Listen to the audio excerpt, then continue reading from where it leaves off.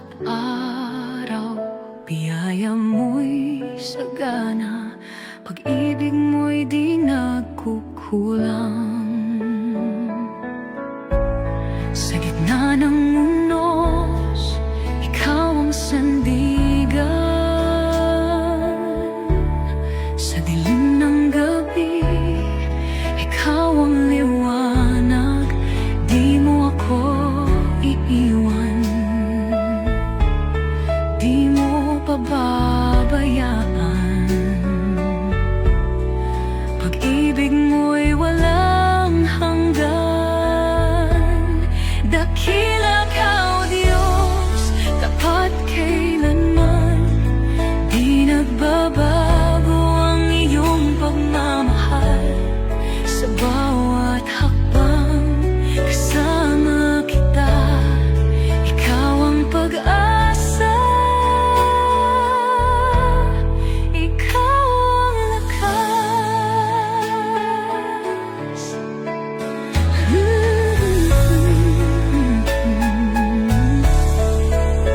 Sa aking buhay, ikaw ang patnubay. Taglay mo ang kapangyarihan.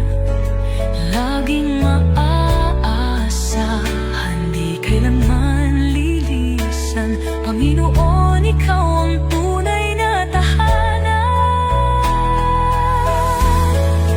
Ang pangalan mo'y aking pupurihin. Sa bawat sandali, ikaw ay dadakilain. Jesus, ikaw ang aking kalakasan. Habang buhay, ikaw ay sasambahin. Dakila ka, O Diyos, tapat kailanman. Di nagbabago ang iyong pagmamahal. Sa bawat hakbang, kasama kita. Ikaw ang pag-asa. Ikaw ang lakas.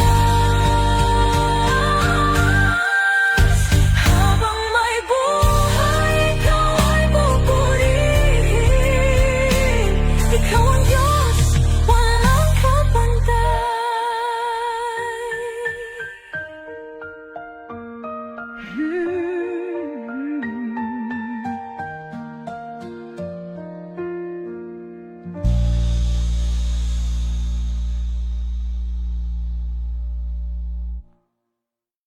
Habang may buhay, ikaw ay pupurihin. Ikaw ang Diyos, walang kapantay.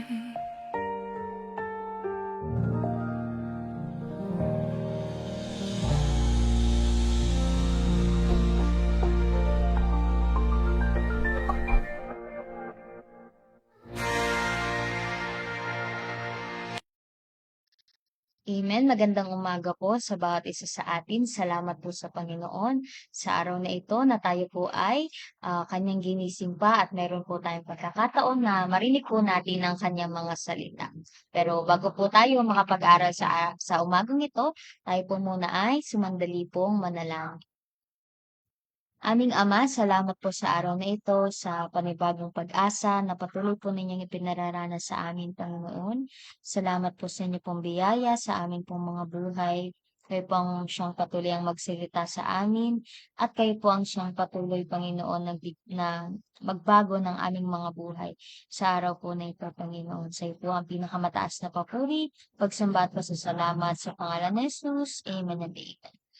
Amen. Salamat po sa Panginoon. Ano po? So ngayon nga po tayo ay nasa Judges 12 na po. So ang pangunahin pong aral mula po dito sa chapter na ito ay ang panganib ng pagmamataas at hindi pagkakaunawaan sa pagitan po ng mga tribo. So gaya nga po ng inilalarawan ng alitan sa pagitan ng mga taga-Ephraim at mga taga-Gilead. So kung saan po ang maliit o ang maliliit na pagtatalo ay hindi po pagkakaunawaan ay umabot sa isang nakamamatay na labanan dahil sa pagtanggi ng mga Efraimita na tanggapin ang kanilang pagbubukod sa pakikipaglaban sa mga Amonita.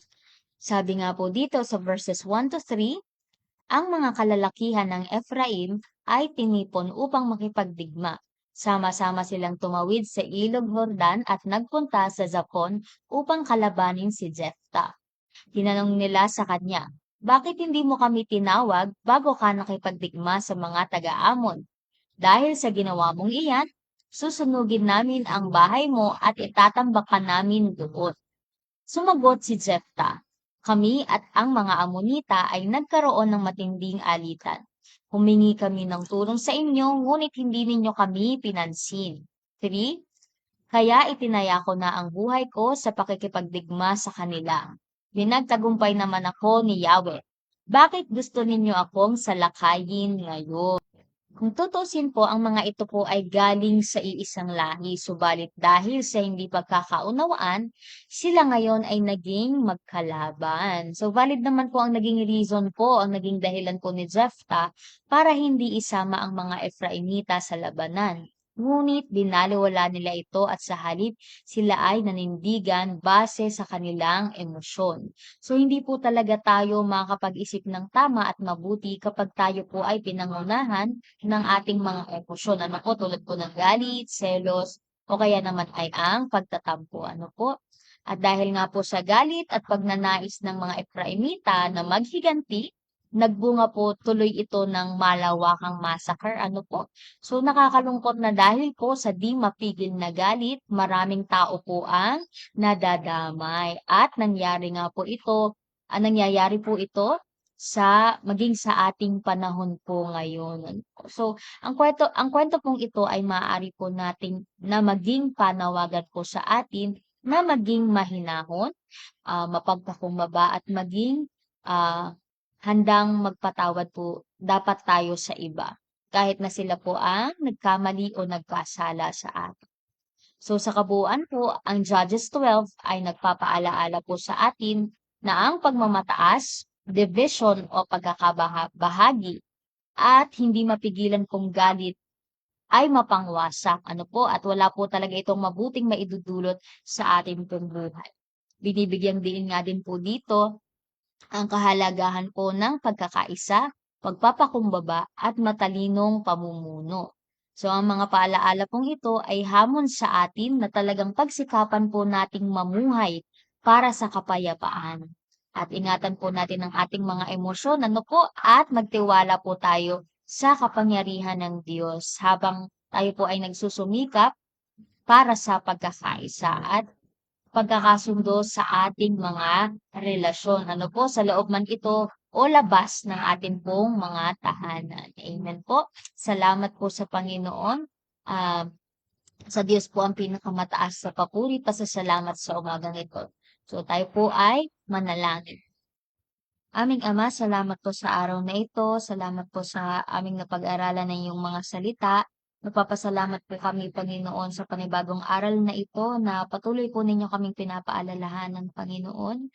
Tulungan po ninyo kami, Panginoon, na mamuhay kami ng naaayon po sa inyo pong mga salita. Salamat po sa habag po ninyo at biyaya sa buhay ng bawat isa sa amin, Panginoon.